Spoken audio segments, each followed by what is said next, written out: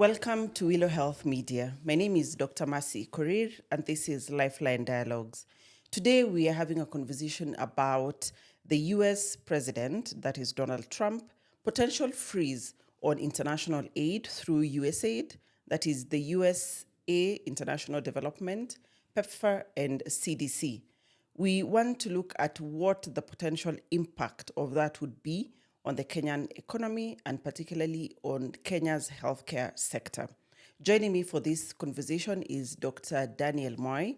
He is an economist and the presidential advisor on health here in Kenya. So, Mwai, Donald Trump comes into office, signs several executive orders, and one of them was a freeze or the 90-day stop work order on certain sectors, and specifically to this is USAID, PEPFAR, CDC, and all the funding that comes to the health sector through these particular bodies. What is the impact of that to Kenyans?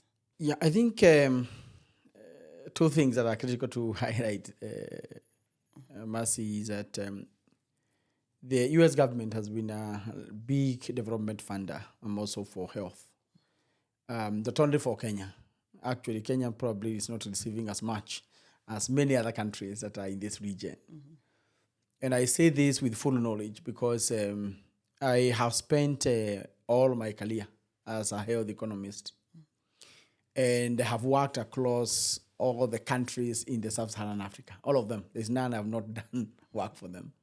Mm-hmm. And in that, one of the key things I've done is to participate in the applications for grants to actually fund the HIV program at PEPFAR largely. And of course, there is a global fund that is also funded anyway, partially by PEPFAR.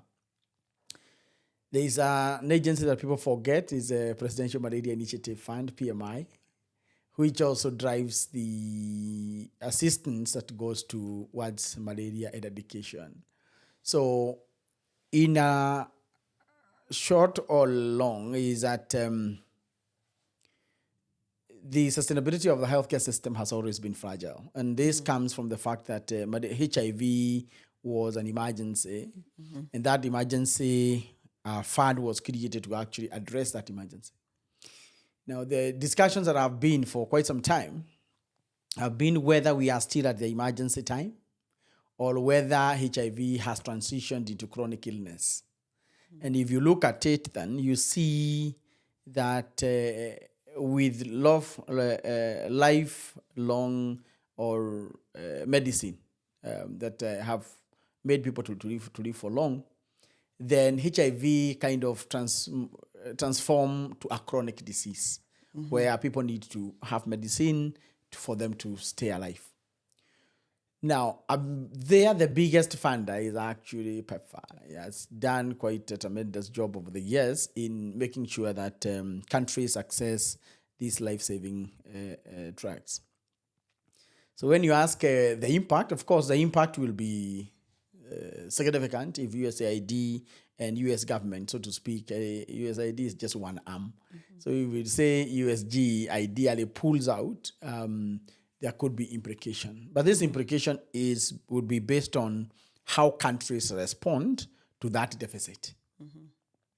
So when you look at the total commodity cost that we have ideally for HIV, could be in the tune of around 7-8 billion, which is a drop from 15 billion that they used to push earlier. So it's not that it is the first time the cut has come. Mm-hmm. PEPFAR has cut its funding to Kenya and other countries in the region gradually over time. So with that, the biggest problem for me, I see commodity security is a key component that countries will start grappling with. There are human resources that are funded by USG, largely people working in comprehensive care units for HIV. These are called CCCs. So when you go to hospital, you'll find there are sections that are verticalized to actually provide services to the HIV patients alone earlier. And this has been that, and the US government has been a key funder. So again, it's an area that funding will be, if it's reduced, of course, there'll be a challenge with that human, and it's quite a huge number in terms of human resources that USG has been supporting. So I would think that given the evidence that is there, because numbers don't lie, of course, the withdrawal will have an implication in terms of reduction in resources that comes to the program. Unfortunately, this can probably be a blessing, or it can be a curse, depending on how the country respond to that. And there are various options that I think the country would have. So how should the country respond? What strategies should Kenya employ? If you look at my past work, of course, I have been a big champion of sustainable financing. And in that sustainable financing, I've made a case that we have left our country in a very fragile position in the past, where the key components of a program, for instance, commodities, are still under the hands of donors. And this can never be sustainable. I used to say that when you have a sponsor, it's very nice, but you not want a sponsor who ideally are sponsoring your key components of life. So you'd really want some core areas to be government funded. However, we have had a process in the past where those key components are under the donor funding. Now, if you look at our transition sustainability roadmap, which was developed maybe 5 years ago, one of the key things, which I luckily was part of the team, one of the key things we knew was that one day PEPFAR will come out. And there are options that the country would have. Number one, which is very important, is that our healthcare service delivery architecture is radically verticalized. So what do you mean by that? You have a healthcare system that have a section for people living with HIV where they go. You have another one where if you have malaria, this is where you go. If you have TB, this is where you go. If you require reproductive health, of course, you have the NMCH clinics. So like they're in silos. So they are verticals. So you learn vertical programs. Now, you see, when you do that, then it's largely because of the donor funding. Because when the donor gives money to a vertical program, they would say, my money is for HIV. And therefore, you verticalize the HIV component so that it is done alone. But when you look at the health ecosystem, which I'm sure you have looked at many times, it showcases an integrated approach. And one of the things that countries must consider is how do you integrate these vertical programs into the normal healthcare system? So that instead of hiring a doctor to treat HIV and AIDS, to treat malaria alone, to treat RNMCH alone, you have a clinician who is able to be around, so that the patient doesn't have to come to a section labeled HIV section, malaria section. In that integration, you might be surprised how important it will be in solving the human resource component, because the workloads of some of these facilities is low in terms of the CCC sections or any other vertically oriented program. But when you integrate, you harness the benefits of efficiency, and also you solve a problem of not having vertical programs within an integrated system. That is number one. Number two is that the support has gone a lot into digitalization, data generation, and evidence use. If you look at the Kenya EMR, for instance, which U.S. government has invested in, very well, has been a very good system. HIV program has very good data compared to the others. Now, we need to think around how do we integrate this EMR and health information management system to cover the hospital and not only one corner.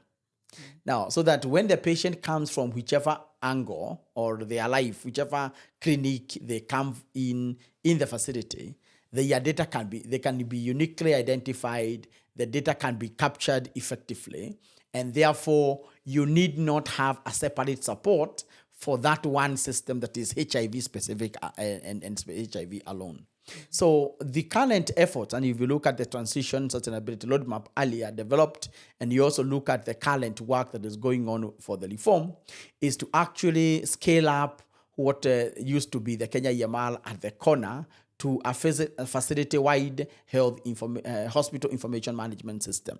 And that is also where the Taifa Care becomes important, and the digital system, ecosystem, because it is moving what HIV program has enjoyed for years under the auspice of US funding to actually get scaled up across the whole facility, and therefore it have a better mechanism of sustaining it, and that is what is being implemented within the Taifa Care approach as we speak. So I do think that on the data, which they have also funded for long, it has a clear pathway of transition. Now, to the biggest problem, of course, is commodities. I have seen that a recent advisory from them that they have unfrozen the commodities as of now. The life-saving medicines. But that should not make this country or even our African countries, because this is where a lot of resources come from. I mean, we could have, for HIV, for instance, around 8 billion worth of HIV commodities. There are countries have written grants on around this region. They have 30 billion worth of HIV commodities in this region. So, well, of course, we are affected by this. As we do this, the other countries are also trying to adjust the same manner. And some will have huge problems because of lack of fiscal space. But Kenya began this journey earlier by, when we introduced what we used to call counterpart financing. Counterpart financing came in, if you look at our budget, at a time when, after devolution, the money that was meant to purchase the HIV medicine was sent to the counties. And when that money went to the counties, it went to building cablos and nice gates. And that is a year that we had no commodities. There was a huge problem with the commodities. And what happened then was that there was an introduction of a line item within the national budget on commodities. And those commodities covers malaria, HIV, TB, and I think some RNMCH commodities. So I hope it's reproductive health commodities. Now, with that then, Kenya began a journey of increasing the line item. So as that increase came also, funders like a global fund put in a precondition for you to access their resources is that you should provide a certain amount of your domestic resources to cover for the direct commodity funding. So earlier, what we used to do when we are applying for those kind of grants, we say the country has hired doctors and nurses and clinicians in the hospital. The country has provided a space where they work from. We estimate that, and we say this is the contribution of the country to the programs, and therefore you need not see direct allocation. So that changed maybe 5 years ago, when then we pushed for introduction of the line item, which generally buys commodities. Now, with this withdrawal of commodities funding, then it becomes important for the country to go back to the growth rate of domestic financing within the year budget.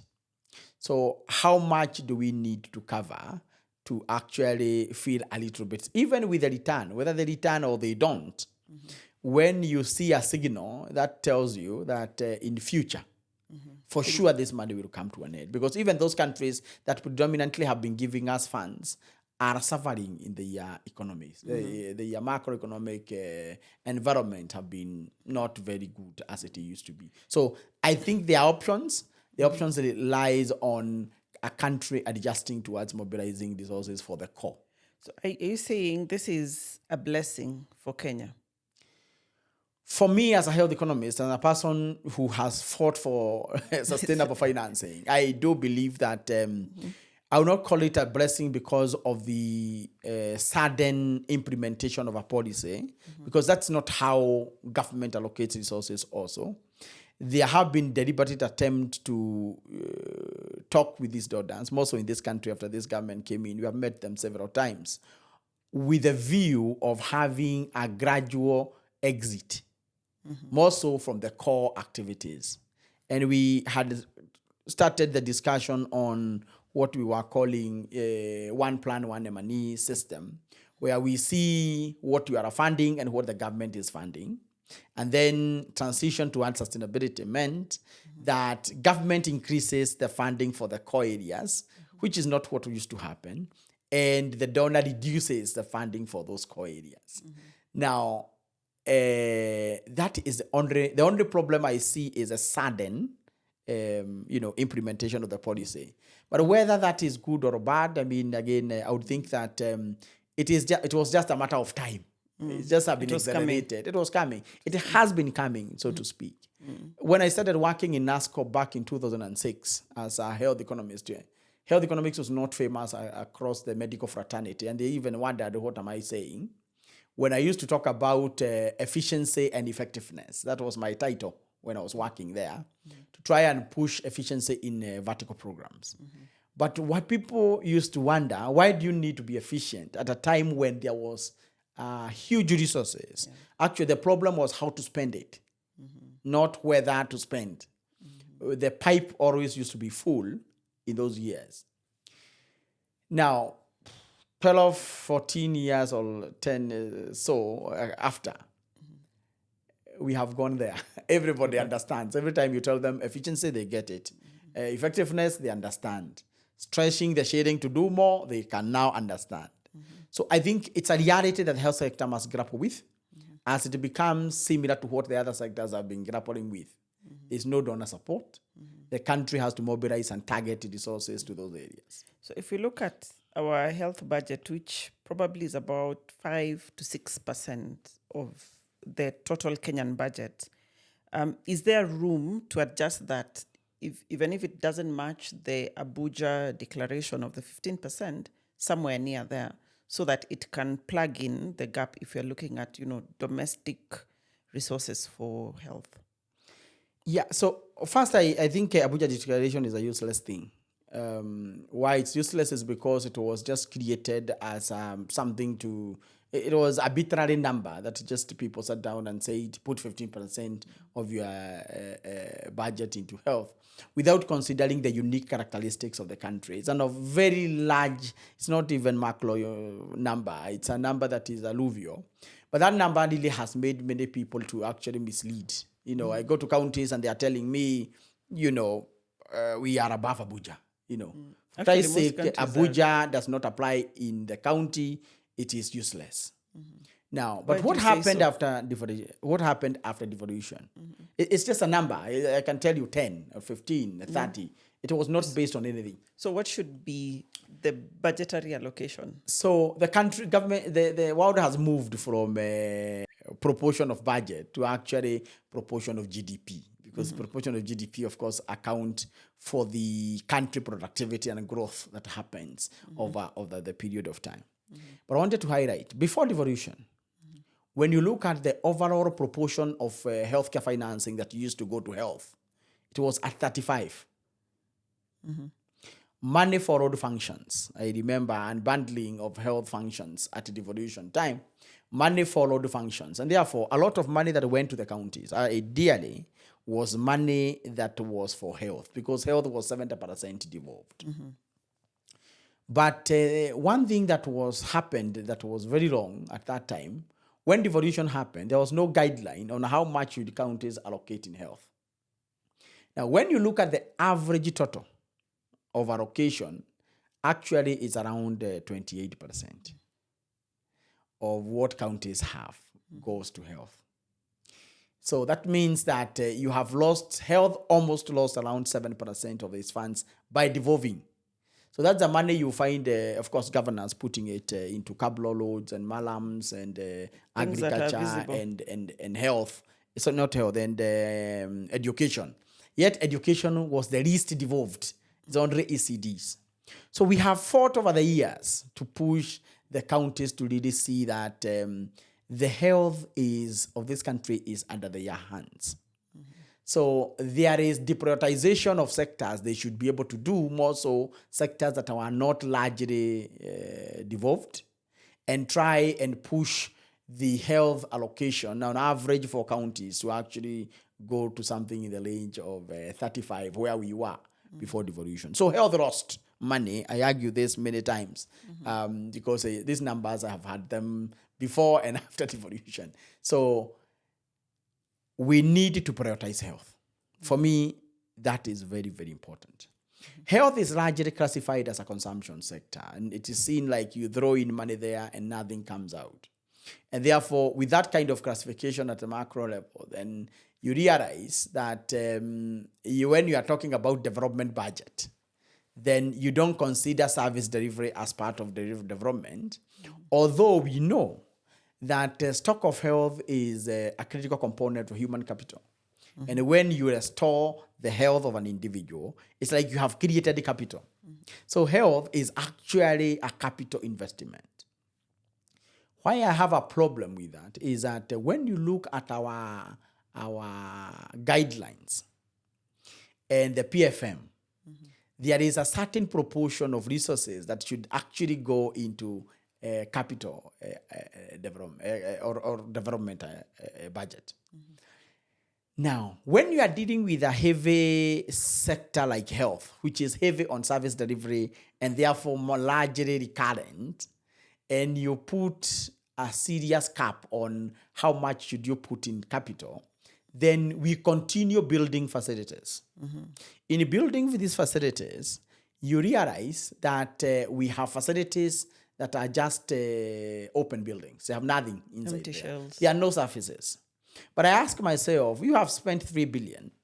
That 3 billion would have hired enough doctors, would have hired enough nurses, would have provided enough commodities for you to provide the care. So this country has a problem with the brick and mortar, and more so for a unique sector like health. And those things do not help, but they sell for politicians. So when a politicians, of course, build a hospital, everybody in the village is happy saying a hospital has been built. Until you get sick, you go there, you find there are no services. So the country needs to start rethinking how do we incentivize investment in softwares of an economy or a health system, which ideally are key commodities, human resource, diagnostic capacity in these facilities.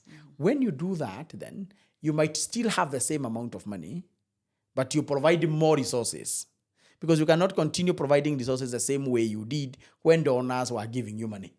When it comes to you, you must to rethink whether that's the most efficient model that you want to use. This country would make a big error if we continue offering services using the model the donor are using. The vertical lines. The vertical program, the non-integrated system, right? It will have a very, very big problem.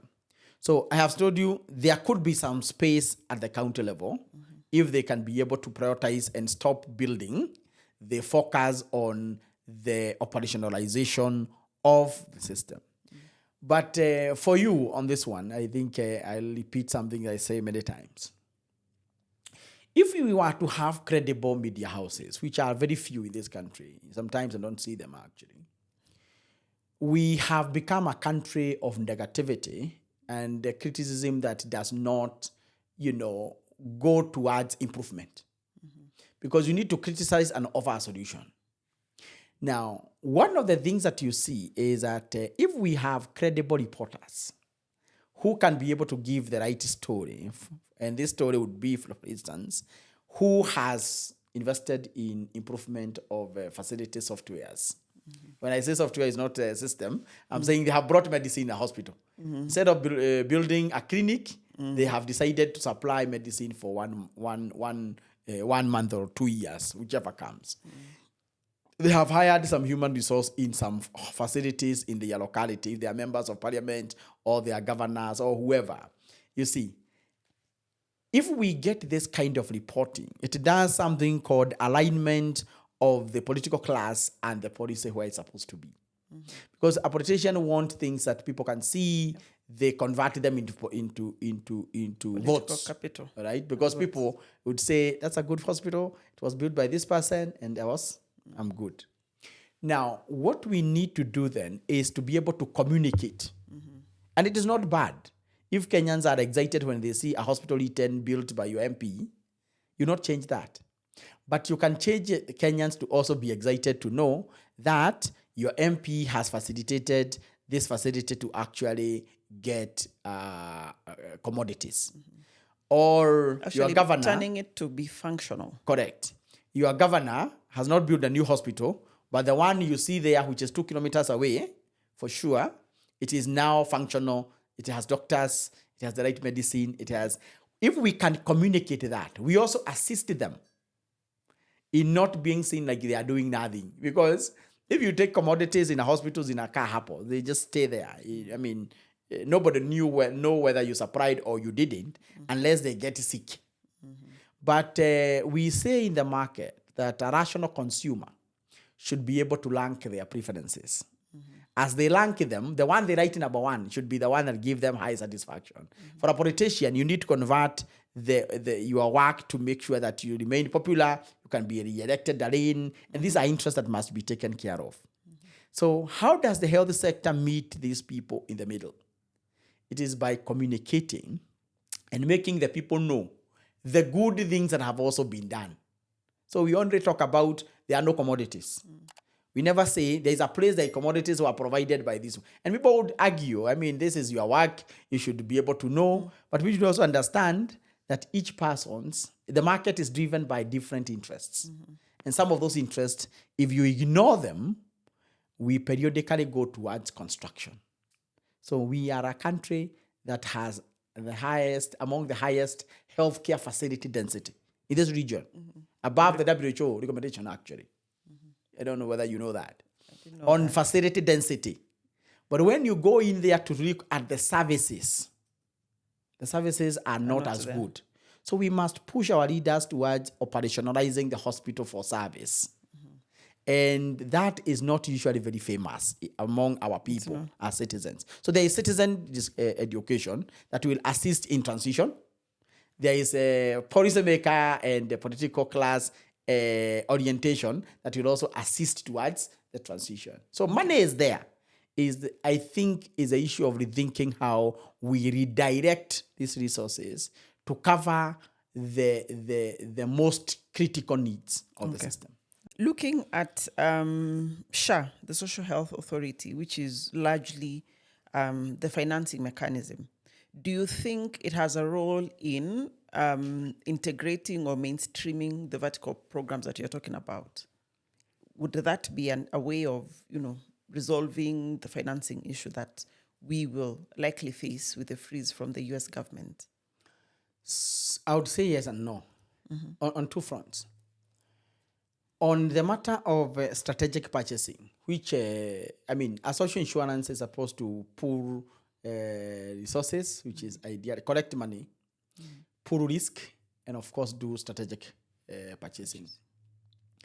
Strategic, ideally, means that you are purposive in purchasing what gives you the best returns in terms of health outcomes within the economy.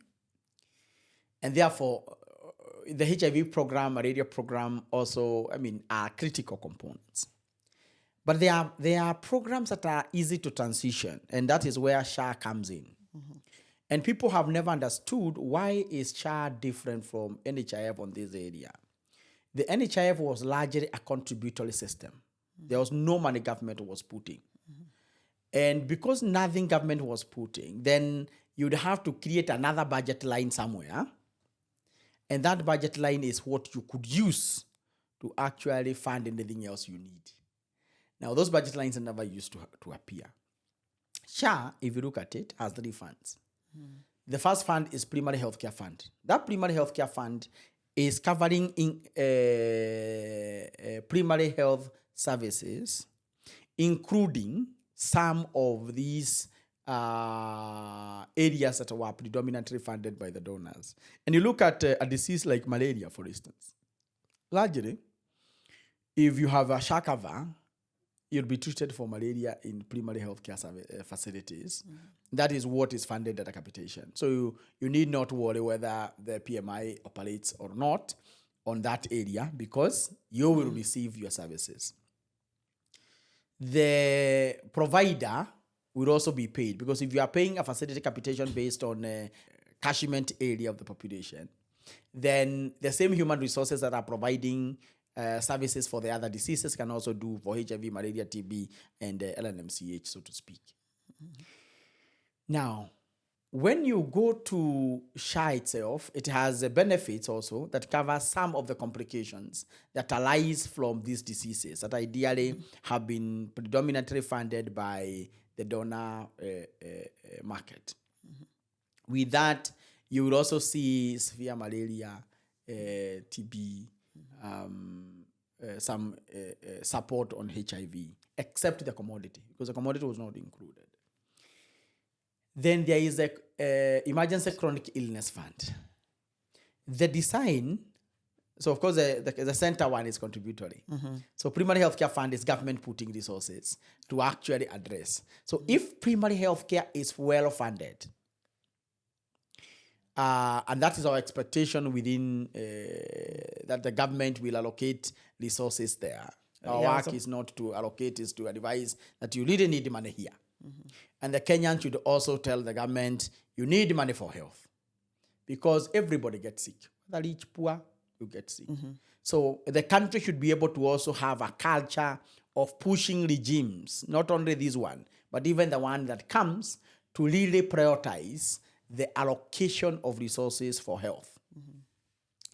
Now, if they allocate the right amount of resources, all right, and this has already been requested, we'll be waiting to see how budgets look like. Yes, I was about to, sorry for cutting you short on that, because looking at last year's PHC, the primary healthcare fund was about 4 billion. You need 10 times that. The ECCIF was grossly also underfunded. Is there awareness from the political class, because eventually they're the ones who need to allocate that fund, those funds, that they actually need to fund these components, because then there will be no difference between SHA and NHIF, where we've come from? Yeah, so two things that are important. I do think that contrary to the past, the political class are full aware of the importance of allocating resources. And every time you see, for instance, members of parliament saying people are paying out of pocket for something, despite SHA being there, you would realize that we have a challenge in the very expensive services, because they many times burst the resource needs that are projected for the SHA without government doing it part. So the government has made a commitment that they will put resources for the emergency chronic illness fund, which ideally would need probably 17 billion, so to speak. In that 17 billion, now you'll be able to cover things like ICU, which are very expensive, so to speak. 100% of oncology services, for instance. Because you look at the oncology, it's not only dialysis, only chemotherapy that people use. Yeah. It goes beyond that. So there are other things that you need to fund. So the fund began with what it can afford, as it has happened in all countries that have achieved universal health coverage. You begin with what you have and what you can afford. And because the benefit package is a living document and it's a living, is in progress, you continue to increase. So this year, because now the systems, I think, are almost set, this year that we are going to, the expectation is that we will be able to have the allocation for ECCF, and therefore we'll be able to cover more of the pain points, which are largely two now, because majority of the challenges used to come from surgeries. Yeah. Majority of these surgeries have been fully covered. Lino issues have been largely been covered from dialysis to pre-transplant to the post-transplant medication and transplant itself. So that phase is almost fully covered. So where else are Kenya suffering from? When I see things moving in the internet, you see a majority of them are largely on ICU or extra chemo that is needed, or another procedure that is needed for cancer patients. So that's where we need to go. Now, within that envelope is where you can put in chronic illness. Among them, the HIV program, commodities will one day be funded from there. That is the expectation. So if government allocate, then it's possible to fund HIV program from that place. So that is how we see. So SHA has a big role to play, more so the publicly financed primary healthcare fund and the ECCIF, because those two provide an efficient pathway of targeting a patient. So you will know, because of biometric, this is a HIV patient. They have gone to a little hospital. They have seen a little doctor or clinician or whoever, or service provider. They have actually been given medicine, which you can see in the system. And they need not now go to the CCC only, because some facilities have no CCCs. Yeah. Now, you can still go to a normal hospital and you are treated comprehensively for any other disease you have, including the opportunistic infection. So SHA will play a critical role in the transition. And we had seen this. The establishment of ECCIF was also to make sure that as we cover for the other chronic illness, HIV, which is transitioning into chronic, if you look at it now, then it can be covered within this fund. Okay. So what the country need to do again is prioritize the funding. Okay. And you know, money is never enough. I have not met somebody who's telling me I have a lot of money, I don't need any other. Because we say money does not have marginal disutility. The more you get, the more you need it. So you don't expect the budget. One day, I mean, we have a lot of many other challenges within the macroeconomic framework that this country is trying to navigate. But it's an issue of prioritizing amid these challenges. I think that's what is important. Is there a role for the private sector in this current situation where now we are looking inwardly towards sustaining our own healthcare? So again, I want to say why SHA was established is to be able to do targeting. You know, targeting is very difficult in a macro economy. But when you have a system that can target services towards a certain population, you incentivize the private sector to participate. For instance, I could be a private sector who is interested in funding maternal child health. So I need a system where I can come and put in my money. I have the conditions that of who I am planning to support. For instance, I could be supporting cervical cancer screening for women. It is possible to come and put that money into SHA. Highlight, I need adults of this age who are predisposed to, cervical cancer, for instance, and my work is screening. So you screen, I pay. So you can have returns of how many screens, where they were done, which facility, and then you pay for it.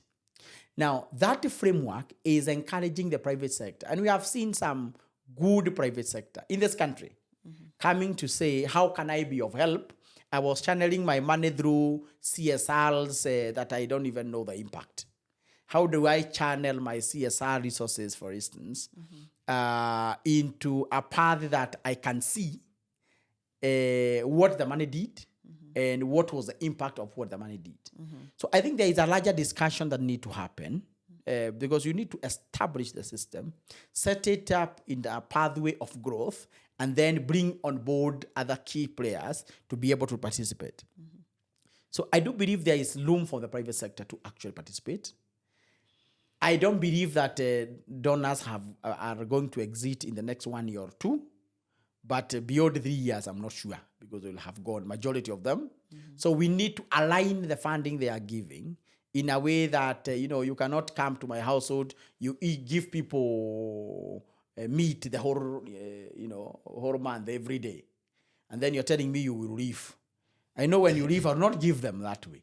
So we must come and agree on a protein diet that combines madodo and, also madodo is beans.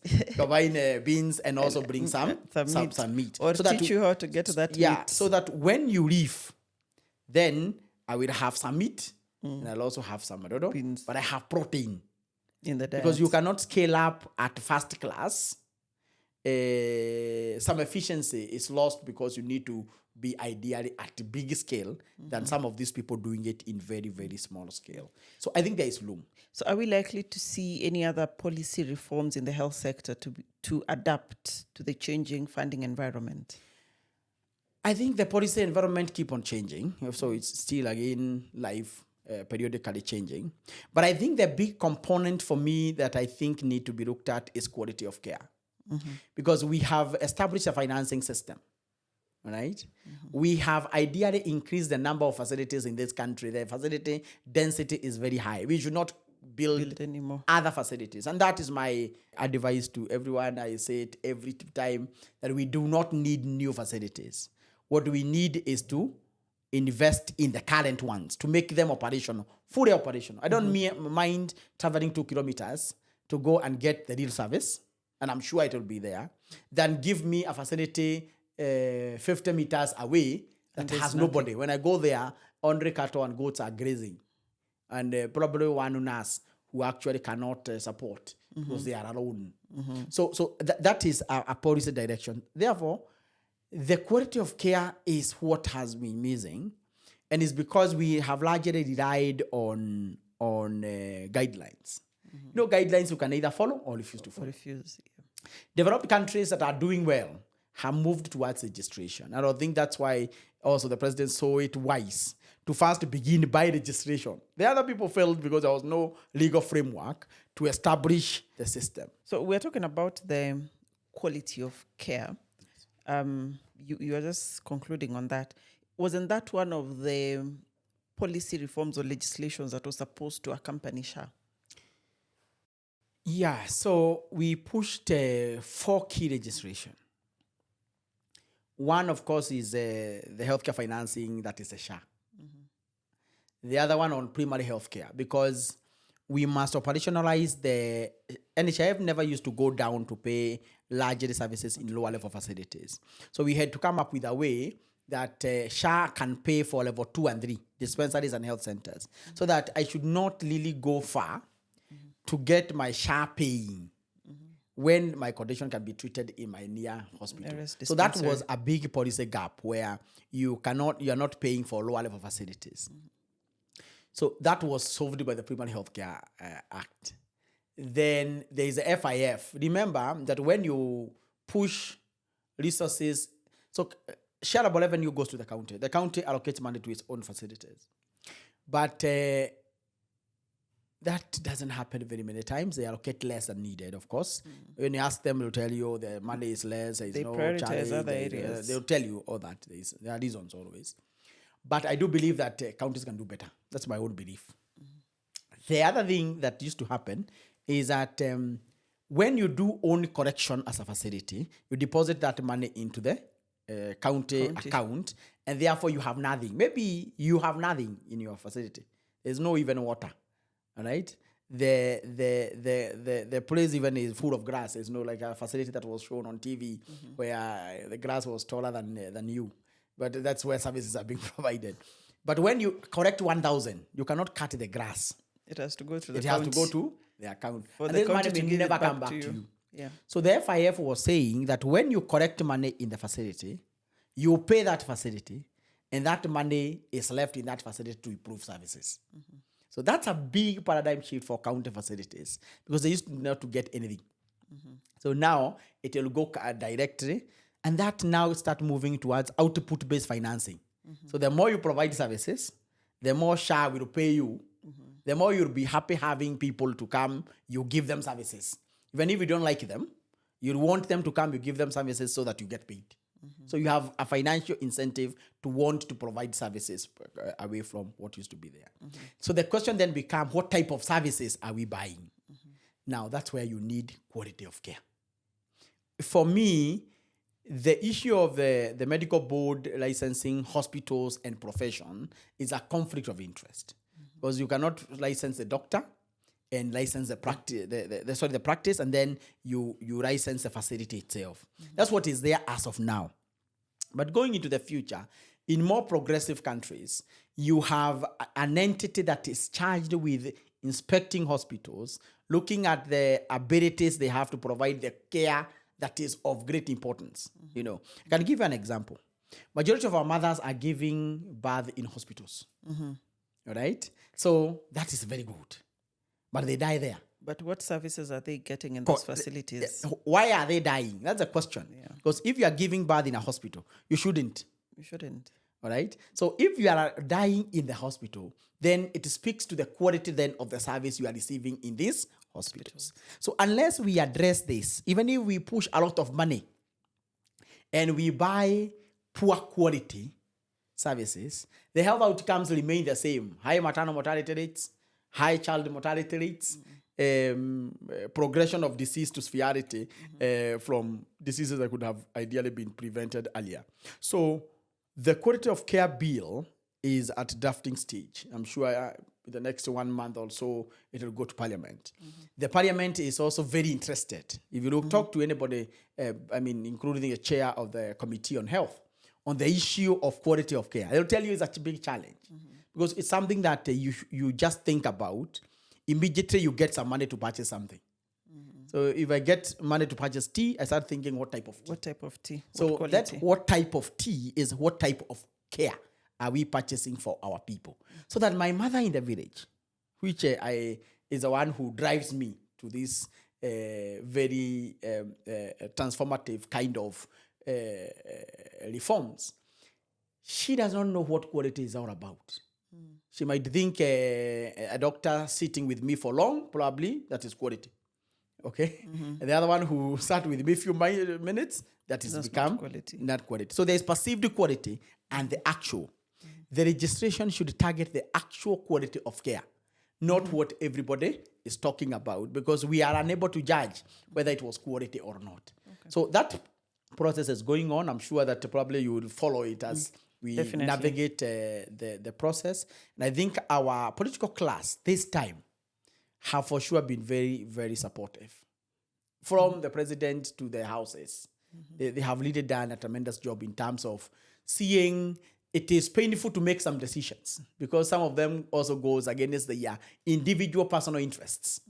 But some people have really made sacrifice in seeing the bigger picture of that poor person who will never be in the position we are all in. So we have to push together and for a better thing. But I think that we also need to make sure that all Kenyans understand that progress towards UHC is gradual. And there is no one who have ever started it without problems. Obamacare, NHS, the Thailand system, the German system. If you look at the history of how did they begin, there's no perfect start for universal health coverage. But also, there is no country that has ever gone to piloting UHC that have ever achieved it. So you just have to start. When you go to pilot, they never proceed. Even Uhuru Kenyatta's government went to pilot. They failed miserably. Kibaki, the same. They failed miserably. Because the principles are not that way. You must start.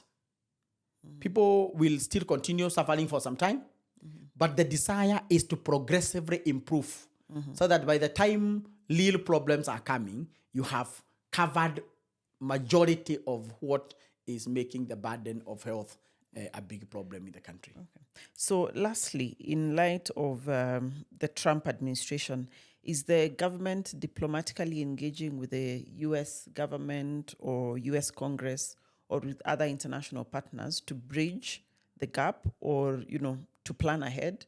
Or will the government look inwardly towards, resolving the financing gap that's likely to arise? So there is no single solution to this issue, as I told you earlier.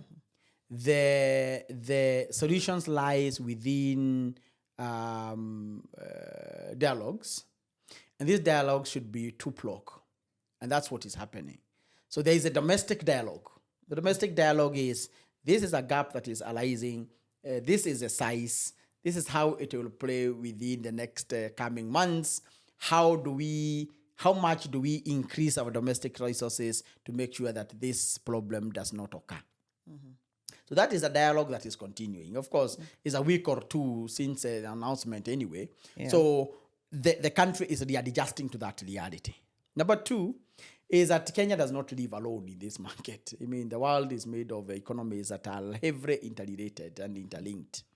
So the dialogue with our development partners on how to effectively transition and reduce, losing the gains that have been made over the years through the same funding that they have provided is also going on. Okay. So, the country is not like asleep. The Ministry of Health is also busy in looking at what is the best optimal solution. And I can tell you, it is not one.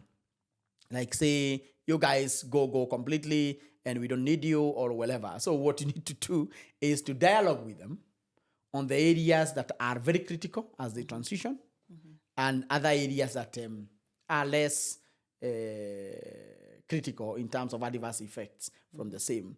And then that's where the discussion is at. Okay. So probably in the next 1 month or so, we'll have a bigger clarity on what areas must transition fully to exchequer funded, which areas can continue being funded by our development partners. Because USG is not the only development partner. There are others that are actually there, and some of which have not changed their approach. But you can also ask them, how do we reorient your funding in the realities of withdrawal of this donor? That always happened. Okay. Like blood used to be funded by donors. They exited completely, 100%. Right? Kenya is still moving. So I'm saying that the country has enough capacity to think around the solutions and come up with them. And people should not also think that the solution is purely saying, put money in budget. Okay? So put money in budget is one option, which is a critical option. The other option is you need to negotiate and discuss with the development partners. The ones that are going out, like USG, and anyway, majority of these donors are going out anyway. So it's just that it has been expedited. It's something that has been happening, and that is why Kenya has a transition roadmap. So people would say that we were not thinking about it, but there is a transition roadmap because the country had already seen that this is an ultimate thing that will happen. So the country should not be too worried in terms of service delivery. I'm sure that we have navigated as a country much other hard times, like the fiscal space that we have had after the first few years that have passed. So even this one, we'll get an amicable solution that guarantee that services are provided in facilities. And the ministry, the government, the president himself is very much interested in the health agenda. I have not seen him interested in any other agenda as the way he is interested in the health agenda. Because he means it works. He believes it can be done. And I think we are almost there. We only need to fine-tune the challenges of launch, the challenges of allocation of resources. And ultimately, it's a gradual process towards the whole set of universal health services. Okay. Thank you very much, Dr. Mwai. I'm sure we can still have many conversations around this health financing and drilling down to the specific options that Kenya has to navigate this transition space. And it's encouraging to hear that, or rather to see that SHA and the way it started and, with the change in US government policy right now, it's sort of found us at the right footing. Thank you very much. And we hope to call you back, especially when the budgeting process, when the budgeting process is at an advanced stage, so that we see whether the 17 billion is allocated to the ECCIF and the other financing, because this will be an indication that the political class, and indeed the president, as you see, has the health agenda at the top of their priority. Thank you very much. This is Lifeline Dialogues. My guest was Dr. Daniel Mwai, the Presidential Advisor on Health. He's a health economist. My name is Dr. Mercy Korir. Follow us on our social media handles, and we will continue keeping tabs on this developing story and other stories on the health sector.